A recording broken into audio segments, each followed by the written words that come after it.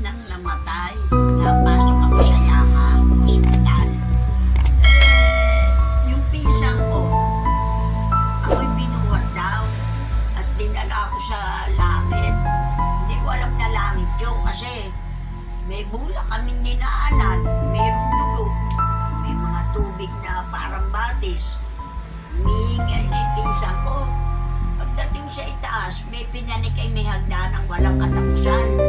Pagdating namin doon, ang sabi noong mahaba ang balbas na lalaki, may susi, 7 susi. Ang sabi, hindi totoo yung manok. Wala akong manok, susi lang. Ang sabi.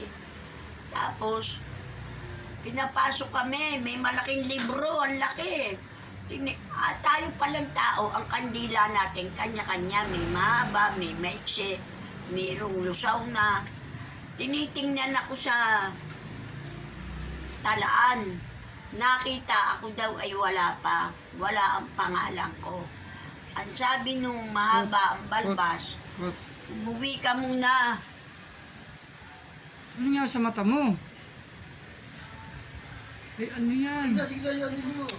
Sige. Bumangon ka at wala ka pa sa talaan. Hindi ka patay.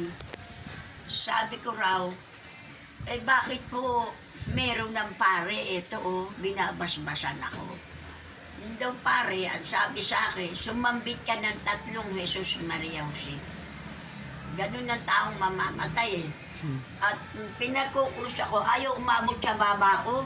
Totoo yan, ayaw umabot sa baba ko.